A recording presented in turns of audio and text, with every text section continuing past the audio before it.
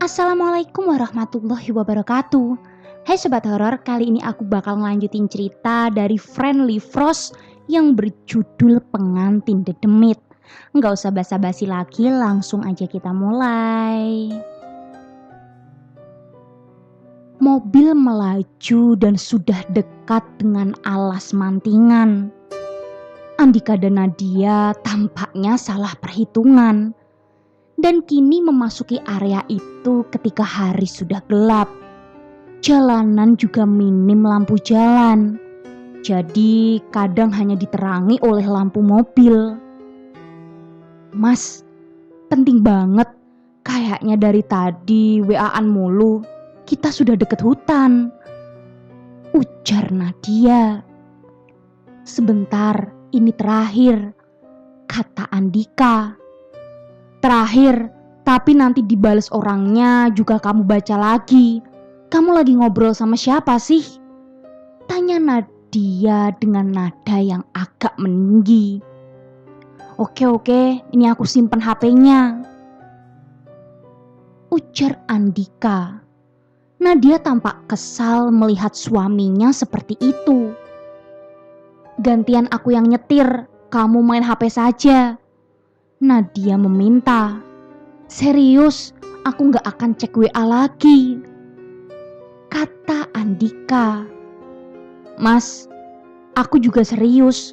Kamu juga belum istirahat dari Jakarta, ucap Nadia. Hei, aku... Belum sempat Andika melanjutkan ucapannya, Nadia langsung berkata, aku gak mau debat. Kita lagi di saat-saat genting. Minggir dan biarkan aku yang nyetir, ucap Nadia final. Mobil dipinggirkan. Andika lalu pindah ke kursi penumpang dan memberikan setir ke Nadia. Nadia pun membawa mobil itu melaju melalui alas mantingan. Di malam-malam seperti ini, jalanan terlihat sepi. Dan hanya sesekali mobil lewat dari arah sebaliknya. Sebuah pesan masuk di HP Andika. Sementara Andika tertidur dengan HP dia genggam. Nadia mengintip. Kamu nanti sempat mampir, Mas, ucap notifikasi pesan terlihat di layar HP. Datang dari kontak yang hanya dilabeli P. Nadia gusar, melebihi kegusaran yang dia alami belakangan ini. Nadia menahan emosinya. Dia ingin membangunkan suaminya, tetapi dia ragu. Dia pun meminggirkan mobilnya lalu menangis. Hanya saja seperti tidak ingin Andika tahu, Nadia pun memaksakan dirinya untuk berhenti. Saat emosinya sedikit mereda, dia lalu melihat sesuatu dari kejauhan. Seperti ada dua sosok berdiri di tengah jalan. Cukup jauh, tapi bayang-bayang dua sosok itu cukup terlihat samar-samar. Nadia mengambil tasnya dan mengeluarkan beberapa barang di situ. Dia ternyata menyiapkan banyak hal dari kayu manis, garam dalam plastik kecil, dan juga lainnya. Dia menyalakan mobil. Namun, baru bergerak sedikit saja, ada yang mengetuk jendela mobilnya. Nadia kaget dan rem mendadak. Dia menengok keluar dan melihat ada beberapa orang berbaju hitam berdiri di luar mobil. Nadia lalu tanpa ragu memacu mobilnya kencang-kencang. Dua bayangan di depannya masih kelihatan. Sementara dia melihat ke belakang, orang-orang berbaju hitam berdiri di tengah jalan memperhatikan mobil meninggalkan mereka. Mobil melaju amat kencang. Nadia tidak tahu apakah dia akan menabrak dua bayangan di depan yang semakin dekat atau tidak. Semakin dekat dengan sosok-sosok itu, semakin tidak tahu Nadia harus berhenti atau terus mengebut. Sosok-sosok itu semakin jelas. Keduanya tersenyum lebar dari telinga ke telinga. Salah satunya seperti perempuan bersanggul dengan baju tradisional hitam-hitam. Nadia histeris. Dia membanting setir. Mobil terpelintir dan terperosok ke pinggir jalan. Pinggir kiri depan mobil menabrak pohon. Tidak parah, tetapi cukup memberi hantaman. Nadia melihat ke kiri, ke Andika. Andika masih tidak sadar. Dia melihat suaminya seperti kena benturan dan mungkin dia pingsan. Mas, tidak ada tanda-tanda kecil Andika akan sadar. Terlihat luka kecil di dahi. Luka yang juga dialami di dahi Nadia. Dia menoleh ke kanan, merasakan angin berdesir kencang dari arah kanan mobil. Ada dua sosok itu berdiri di samping mobil di pintunya, yang baru disadari telah terbuka. Dua sosok dengan senyum dari telinga ke telinga. Dan yang satu perempuan terlihat wajahnya sangat jelas, bersanggul dan berpakaian tradisional hitam. Matanya terlihat putih semua seperti tanpa kornea. Dua sosok itu kemudian menarik Nadia keluar dari mobil. Nadia kembali histeris. Andika terbangun setelah beberapa saat pingsan. Dia terbangun dengan keadaan mobil menabrak pohon di pinggir jalan. Andika belum paham apa yang menimpanya. Hanya tahu bahwa dia sendirian di mobil dengan dahi terluka. Nadia!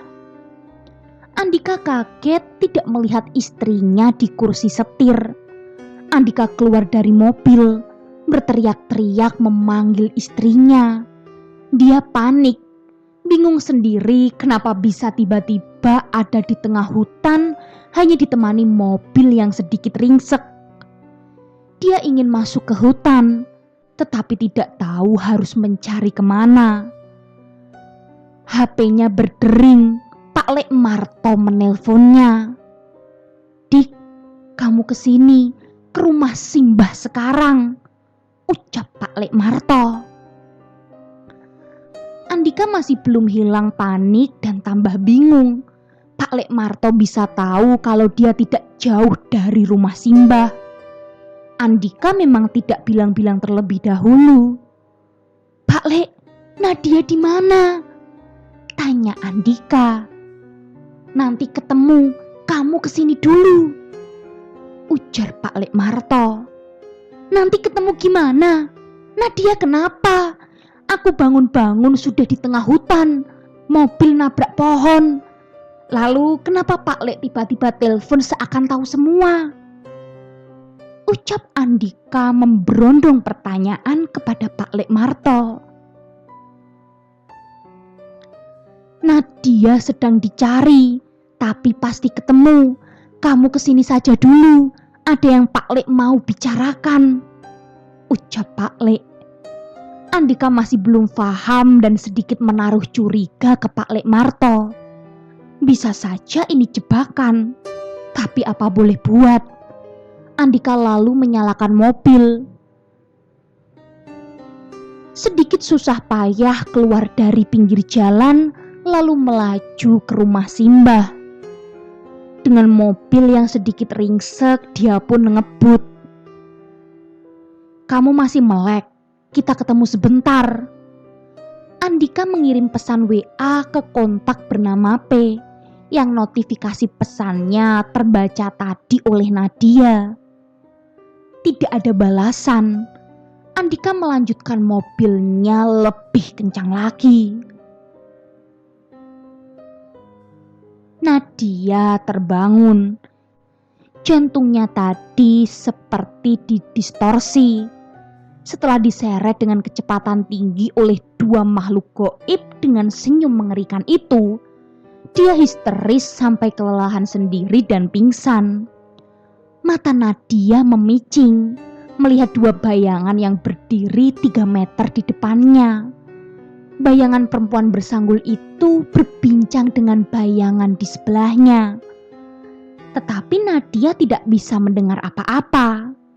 Nadia menangis saking ketakutannya. Dia mengambil sesuatu dari kantongnya, sebatang kayu manis. Dia berharap pada benda itu mudah-mudahan bisa mengusir mereka. Dengan gemetaran, kayu manis itu digenggamnya sangat erat hingga rusak berkeping-keping. Tangisannya semakin menjadi-jadi. Kengerian yang datang silih berganti ini harus berakhir. Sosok itu menengok ke arah Nadia. Tampaknya mereka tidak mau pergi darinya. Nadia merasa mereka ingin memilikinya selamanya. Pergi kalian! Nadia berdiri dan berjalan tergopoh-gopoh hingga langkahnya lunglai kelelahan yang teramat sangat. Perempuan itu cekikikan. Sosok di sebelahnya memandang Nadia dengan senyum dari telinga ke telinga. Jalan beberapa langkah, ada tangan yang mencoba menariknya, mencoba untuk mencegah Nadia. "Tak perlu, Nak, biar kami saja yang bicara dengan mereka." Seorang laki-laki berbaju hitam-hitam menahan Nadia. Entah dia penyelamat atau malah yang merencanakan ini semua, Nadia masih bertanya-tanya. Ada 2 orang lagi di belakangnya, melewati Nadia dan mendekati 2 sosok horor itu. Kembali ke Andika. Andika memarkir mobilnya di dekat warung serba ada di desa Simbah. "Aku sudah di dekat warung." WA terkirim. Tidak ada jawaban. Dia menelponnya tidak diangkat juga. Terburu-buru Andika lalu menyalakan mobilnya dan pergi ke rumah Simbah. "Pak Le, Nadia di mana?" ucap Andika setelah memarkirkan mobilnya sembarangan. Andika langsung masuk ke rumah Simbah. Hanya lampu depan dan lampu temaram menyala dari dalam rumah itu. Lampu itu datang dari kamar pintu hijau, kamar yang menyimpan banyak pertanyaan. "Pak Le, Pak Le." Pak Le Marto berdiri di depan pintu berbincang dengan 2 anak kecil. Mereka mengintip dari balik Pak Le Marto lalu lari ke dalam ruangan. "Hei, kemana? Jangan malu sama Mas Andika." Pak Le Marto lalu mengajak Andika ke dalam ruangan dan Andika terperanggah dengan isi kamar itu. Kamar terlihat rapi seperti rajin dibersihkan. Seperti kamar yang masih digunakan. Perabotannya seperti dari masa lalu. Mesin jahit, radio tua, tempat tidur berkelambu, diterangi lampu teplok kuno yang menyala temaram. Namun, dari seisi kamar ini, mata Andika tertuju pada satu hal. Di salah satu sisi tembok, Andika melihat sebuah lukisan perempuan tersenyum duduk di rerumputan dengan gaun krem. Lukisan realis yang tampak mempesona dan ceria. Keceriaan perempuan itu membuat lukisan tidak tampak usang. Meski bingkai kayu lukisan sudah terlihat rapuh dimakan rayap. Di depan lukisan ada meja kecil berisi macam-macam, seperti bunga yang sudah kering, kayu manis, baskom logam isi air dan kembang, dan juga dupa yang masih menyala. "Dik, kenalkan istri saya." Pak Le Marto mengatakan itu ke Andika seolah berita itu biasa saja. "2 anak yang kamu lihat tadi adalah anak-anak saya." Lanjut Pak Lek Marto.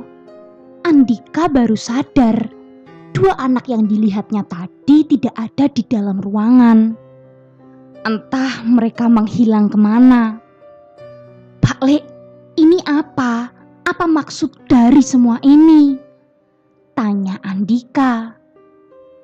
Semua ini demi keseimbangan, Dik.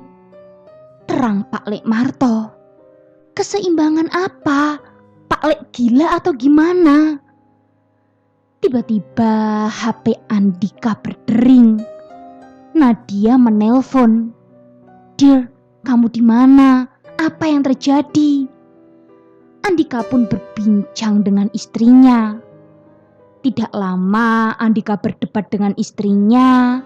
Di akhir Andika seperti tidak bisa mengatakan apa-apa.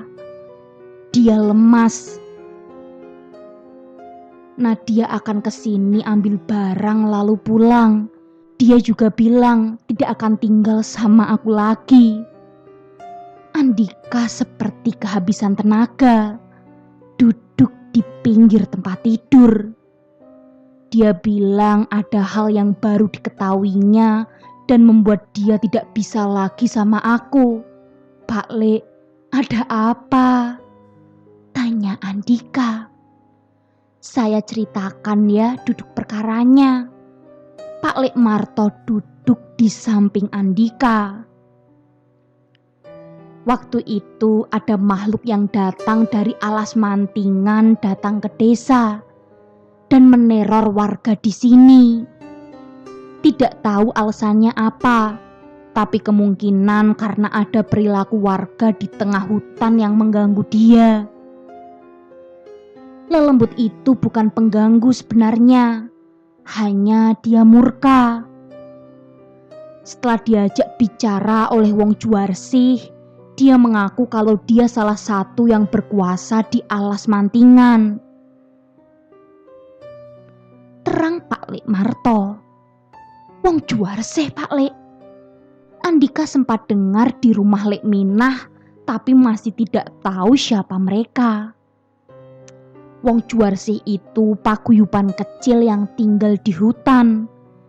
Zaman tuan tanah masih berkuasa, mereka melawan lalu pergi tinggal di hutan dan dekat dengan makhluk halus.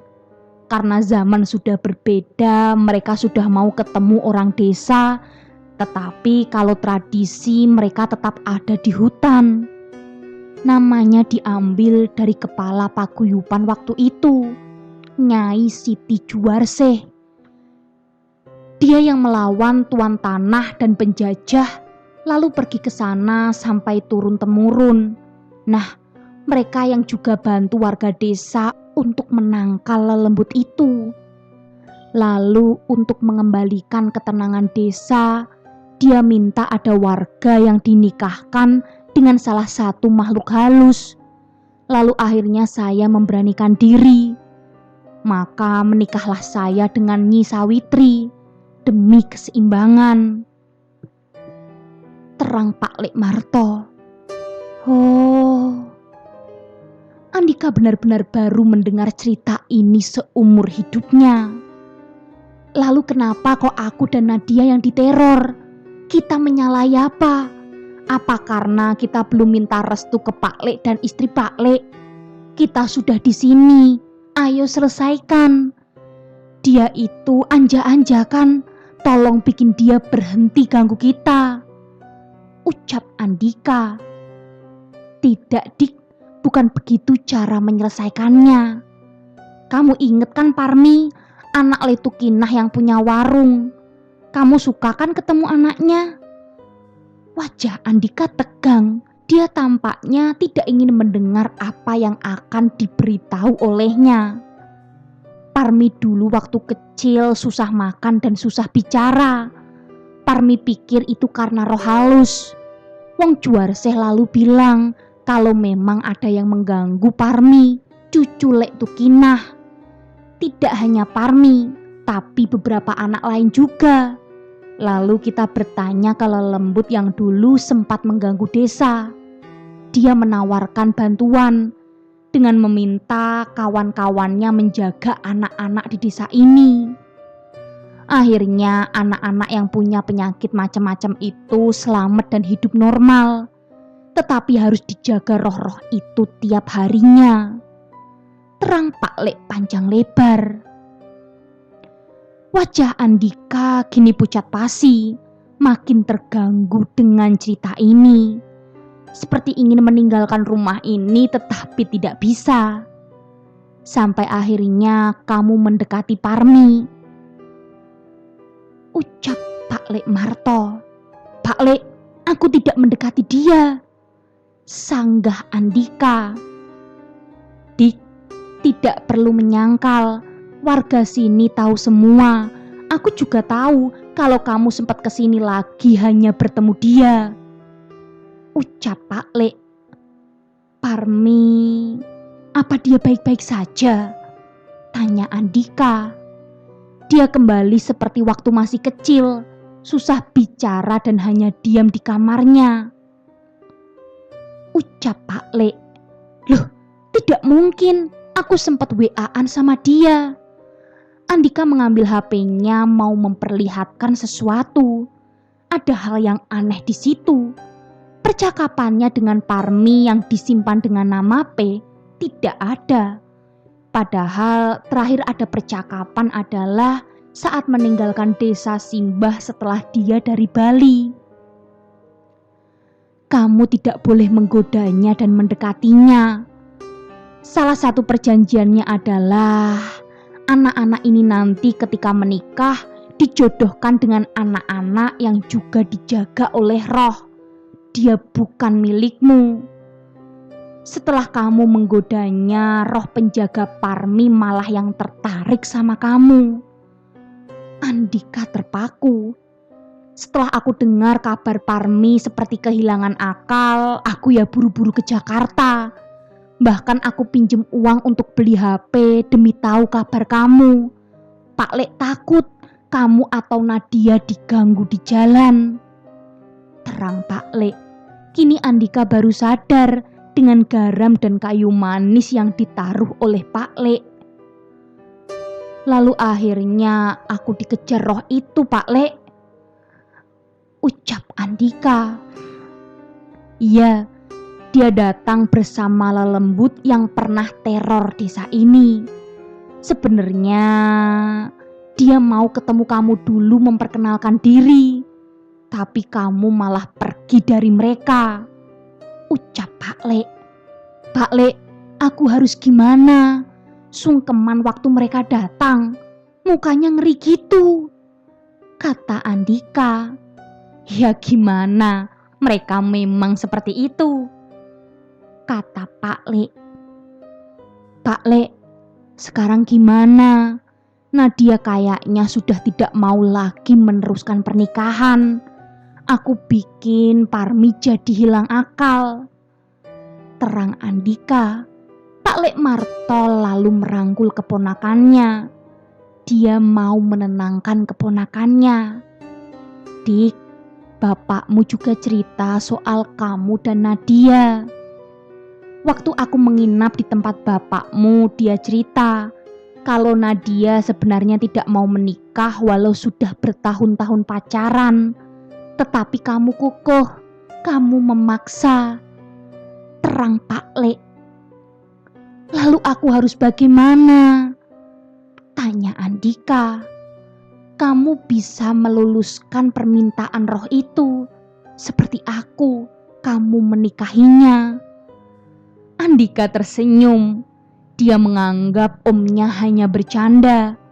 Tapi dia melihat kalau itu omongan serius. Tidak, aku tidak akan melakukannya. Ucap Andika. Keseimbangan, Dik. Kalau dia murka lagi, kita kesulitan menanganinya. Terang Pak Lek. Aku tidak mau. Andika keluar dari kamar dan panik sendiri. Kaki Andika melemas. Dia berlutut di depan pintu kamar berwarna hijau itu. Dia ingin menangis, tetapi ditahan agar air matanya tidak berderai. Terdengar jam berdenting. jam kuno membunyikan denting khasnya. Denting Westminster. Andika lalu mendengar pintu diketuk. Ada banyak orang di luar. Nadia! Andika berlari ke arah pintu luar. Dia yakin itu orang-orang Wong Juarsih bersama istrinya. Saatnya dia bisa menyelesaikan ini dengan Nadia. Lalu keluar dari desa dengan selamat. Dia ingin meminta maaf sebesar-besarnya kepada istrinya dan menyesali perbuatannya. Andika membuka pintu melihat orang-orang berbaju hitam di luar. Di belakang mereka ada perempuan. Dia sempat berpikir itu Nadia. Tetapi bukan Nadia yang diantarkannya, tetapi perempuan bersanggul berbaju tradisional hitam dan jangan lupa dengan senyum telinga ke telinga, kini menatap tajam ke arah Andika.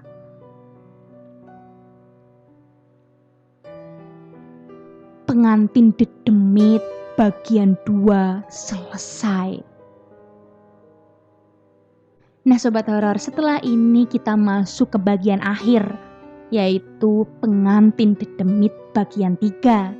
Oke, lanjut.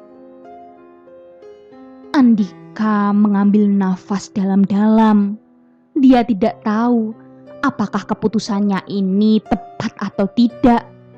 Tetapi mungkin cuma ini satu-satunya yang bisa menyelamatkan hidupnya dan hidup orang lain. Keputusan yang akan dibawanya sampai mati. Andika duduk di tempat tidur kamar di rumah Simbah. Dia tertunduk.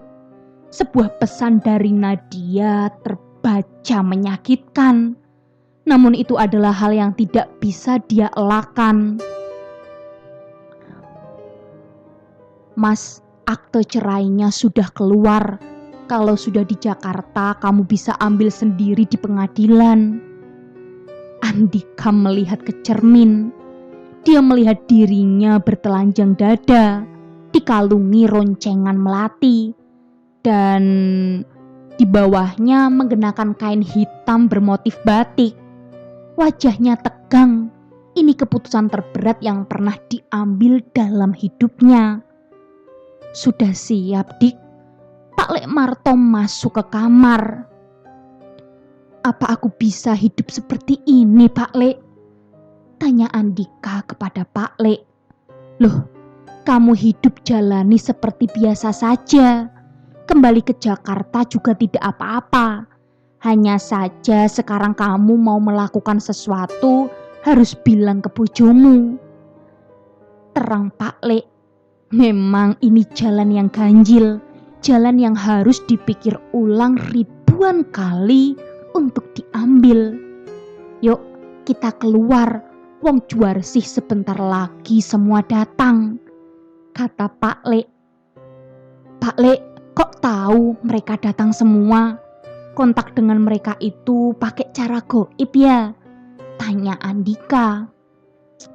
Kamu gimana? Ya lewat WA toh yo? Orang hutan memang tidak punya HP. Sebagian dari mereka ada yang pegang HP, kata Pak Lek sambil tertawa. Andika tertawa. Dia seperti teringat Pak Lek Marto yang dulu, yang selalu bikin keponakannya senang. Andika mengambil nafas dalam-dalam. Entah tepat atau tidak, tapi mungkin ini adalah jalan satu-satunya yang bisa menyelamatkan hidupnya dan juga orang lain.